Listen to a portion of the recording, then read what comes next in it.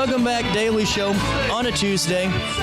And, well, just to break the fourth wall with everybody, I got my schedule all turned around, you know? I was doing so good. I'm like, man, I'm booked until December 8th. I have nothing to worry about, and I didn't do my schedule right. At least it's booked. At least we're full. You're full. And, you know, what I think is really cool at Community Christian is that it seems just like, you know, everyone there is really just, you know, full of life, too. And I think that's really cool, Dave. And it's great to have you in studio today talking about the church. And thanks for your time. Sure. It's good to be here, CJ. So, you know, for everyone at home that maybe is getting to know you a little bit more today, just fill me in on, you know, Community Christian a little bit in your background. Yeah, Community Christian is my home church. So grew up in Alton and graduated from Alton High School in 1992, which was a long time ago now. And after I left here, I went to school, trained to go into ministry. I always thought I was going to be a farmer, and that didn't work out. I found out that to be a farmer, you either had to marry into it or have a lot of money, and so that never happened. And so I think God decided I would plant seeds and harvest differently. Ended up going to Bible college, and then was away from here for about 18 years and got the opportunity to come back home. That's really cool. In 2010, and so moved back here. And it's been fun just working with just a great family of people at Community and being engaged in Alton and Godfrey areas. So, you know, I mean, 15 years, you know, back home is really incredible. And, you know, it's got to be cool to see the evolution in that 15 years and just see the growth and that journey that not only you're on, but also the church, too. Yeah, I think you see through a different lens as you get older, you know, so the way I see Alton, Godfrey, and the Riverbend community is very different from when you're a kid. You know, when you're a kid, you're like, oh, I'm going to get out of here and I'm going to do other things. But then you start to see the beauty of hometown and just the collaborations, the connections of people. And then I think in that just being a family through the church, and that's been a great joy, and just seeing the growth and development and just how we believe Jesus transforms people. Well, and what I think has been really nice, and just the last couple of months going into church, and it's something that I didn't think that I'd be doing for a little bit because I just haven't been to church in a long time. I grew up in church, you know, and it just was one of those. It wasn't like I was angry at the church or anything like that. It just I wasn't actively seeking it every Sunday. But what I think is unique is the fact that, you know, it's not necessarily there's a level of comfort there, and really something I think a lot of churches, you know, miss out on is the fact that it's not necessarily reinventing the wheel, but just, you know, the open door approach. And I think it's really important for that too, for a lot of people that maybe are looking for that same thing. I agree. I think so too. Really just trying to be, I mean, you know this, we talk a lot about, it's not just about Sunday mornings. It's not just about sitting in a row on Sunday. It's about being the church and the everyday stuff of life, and really just trying to live that out and model that, and be the same people, you know, here on a Tuesday morning as we are on a Sunday morning, and just be engaged as kind of a sent people to be good news in a community. Yeah. And to love people, believing everybody has that dignity, worth, and value. And so, yeah, it just becomes a family that's very welcoming and tied to much more than just Sundays. Well, and too, you know, the church family itself, just from my takeaway, is really involved, and it just seems like everyone is really behind, you know, the mission of the church, and that's so cool. Especially just seeing, you know, something as maybe as little as just seeing the decorations getting put out, you know, like right out like a pit crew from NASCAR. Pit you know, crew for sure. That really was the definition for me. It's like, this is incredible. Yeah, I'm glad they do it and not me. They are much more skilled and talented at those things. Well, you know, and take me through that. You know, are there different parts or different groups within the church and ways that the youth and everyone can be a part of it? Yeah, I think, you know, for Community, our culture and kind of our goal is to not just be inside a building. And it's so easy to get caught up in that. You know, somebody who's, done ministry now for almost 30 years next year, it's easy to get internalized. And so when I came back home in 2010, really believed it was important to be involved in the life of the community. And so we just did a hard press into that, where we're not building bigger buildings. We're really just trying to engage the city and the community. And so a lot of our teams aren't really internalized, but we have teams obviously that know how to decorate a building for the Christmas season. But even more important to all of us is just going out in our daily lives, in our homes, our neighborhoods, and our workplaces, school classrooms, wherever we are. And so a lot of our teams are going in and they're serving through, like, we talk about our food teams, whether it's meals for the Salvation Army lunches, or whether it's the Overnight Warming Center lunches, or meals, dinners, and breakfast. And then engaging with helping people in the community who are struggling. I mean, you know this, like I know this, Alton is about 25% of people living here in poverty. Yeah. And so that's a big deal for us. and really just wanting to walk that out with people. Well, and honestly, it's what I think, and I've always talked about too, it's the 25%, but also there's a greater percentage that are right there close to it. Very close. And you just never know. Yeah. And that's why I think it's so cool too that, even on your website, which is ccalton.com, you got your partnerships, which are like Community Hope Center and just some really cool organizations like Thrive and just the support, I think, in terms of just, being active in their, events and supporting what they do in terms of volunteerism. That's a really big component, I think, of what really it takes just to be a good neighbor, too. Absolutely. It is, we talk a lot about the church is a capital C church. And I think it's just important. This isn't competitive for us. It is really about making the place where we've been placed better and just doing life with people. And so partnerships and collaborations are huge and find a lot of fun, just doing life together. Absolutely. And, a couple of things, too. Coming up on December 2nd, I believe, I'm going to be talking with overnight warming locations. Sure. And, Tyler's a, member of the church and does so much with it. We see Tyler a lot. I just wanted to point that out, too, that, I think it's great that, just not only to see, the active involvement from him because he's a great guy, but also just the support from the church and initiatives like that where it's not just, going back to what we said, just having the church and going on Sundays. It's going in and reading between the lines and doing the work, too, and doing it all the time. Yeah, I think that's where the Bible translates into real life. Like, this is what Jesus did and how he lived. Yeah. So we want people to consider Jesus, but we want people to connect to community. And Tyler's a great example of that. I know he's been on your show before, and all the work that so many people do in our community with the overnight warming locations. And obviously this time of year, we start thinking about that kind of work and how we come alongside of people that are really struggling. Well, and what's the best way to really overview the church for somebody who is interested in, is maybe just a little apprehensive, about the whole idea of going back to a setting for, church? Yeah, well, family, I think, is really important. We talk about ourselves as family. We don't talk about services. We talk about gatherings because we believe we're the church 24/7. We gather together in different ways at different times. A lot of times it's just in serving in the community. I think that's where God's grown the church the most, is just by building connections with people where they work or what they're doing in the community. There's that overlap. But I think the best way to connect, I'm terrible. Like, you're really good at marketing and it's part of the role you play. I'm horrible at it. I hope my boss heard that. Yeah. You're great at it, CJ. I'm terrible. Like, I just, the content and constantly having to update things. And so we don't even have a Facebook presence. And people are like, man, you're killing yourself. I'm like, well, unless you're in the community, word of mouth is still powerful and doing life that way. And so we have a website. You've mentioned ccalton.com. People can just email me directly, dave@ccalton.com. There it is. I'm a little zoomed in, but I think it's so important, though, especially this time of the year, and that's why we're putting such a big focus on doing more conversations just with, pastors and churches and just giving folks the opportunity, whichever, setting you want to go to, hopefully you just pick one, or just find an opportunity to reconnect a little bit ahead of this, because it's a tough season.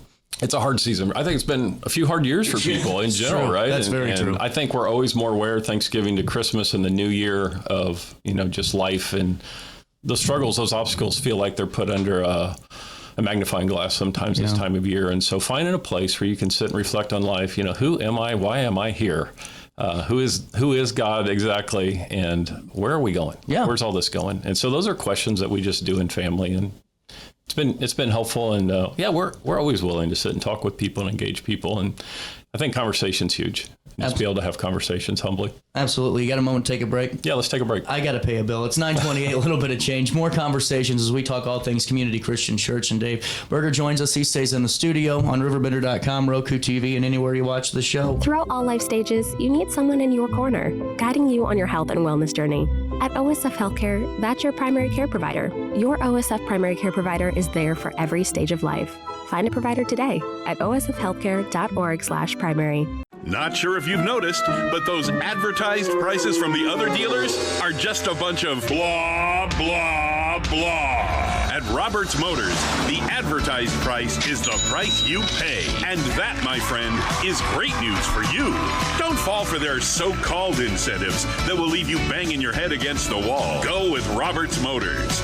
Prices you can trust and people you will like. That's the Roberts Motors way. And trust me, it's the way to go. Has free checking become a thing of the past? Not if Liberty has anything to say about it. With 3 free personal checking options and even a free business checking account, free is alive and well at Liberty Bank. the local bank that gives you free checking choices and more cashing in your pocket. Bank locally, Bank Liberty. For more information, visit www.bankliberty.com.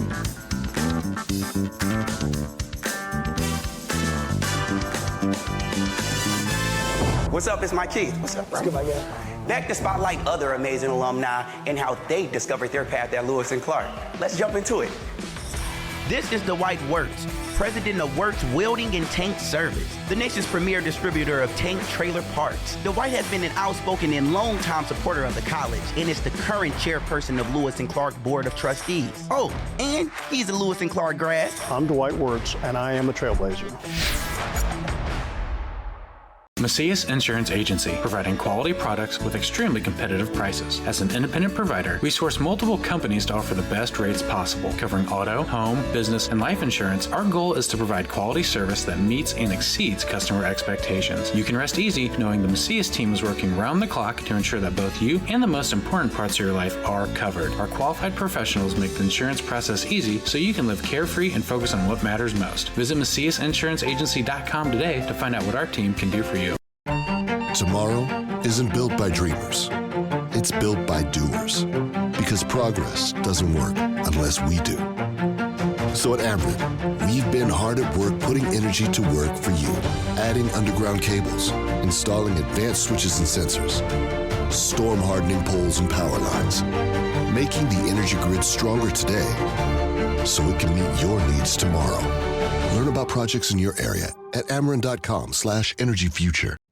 You're listening to Our Daily Show with CJ Nasello on RiverBender.com. I'm learning to fly, but I ain't got wings. Coming down is the hardest thing.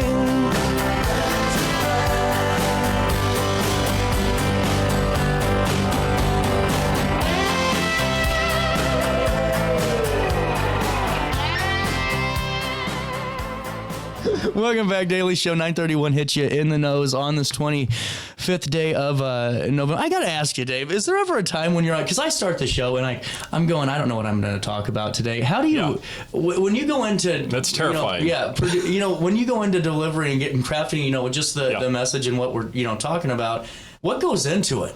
Yeah, it's different for me. I think the more I'm with people, the more creative I am. The more I write, the more I'm in tune with whatever God wants to say in a week. And now it helps us because we're spending time going through the whole Bible in 3 years. So we know whatever, walking through the Old Testament, the New Testament, we know every week what our text or passage is going to be that we're going to focus on for 3 years. So that's really helpful. So I'm not on Saturday night, 11:30 thinking I got to have something to say tomorrow. I already know where we're headed. So that is really helpful. And it's good to walk through it, kind of like math class builds on itself. Yeah. It's kind of the same thing. When you start in Genesis and walk to Revelation, then you kind of have an understanding of this whole big picture, not just picking and choosing your favorite parts. Well, and see, that's where I find it so nice in so many ways, is that it's not really opinionated because it's so just what we're doing right now. It's really just by following the Bible and following through that. And I think it's so refreshing for myself anyway, that it's really just word for word from what the just what the Bible says. We're part of an ancient story. You don't need my opinions. We need to hear from God, right? And so that's what we're doing, and that really helps. And so I have found that I really kind of just by Monday every week, to answer your question, I'll read the text and I'll just start some study, just to kind of get in that lane. And then I like to marinate on it all week long and just kind of let it stir. And then as I'm talking with people and reflecting on the message, by Sunday, something always shows up.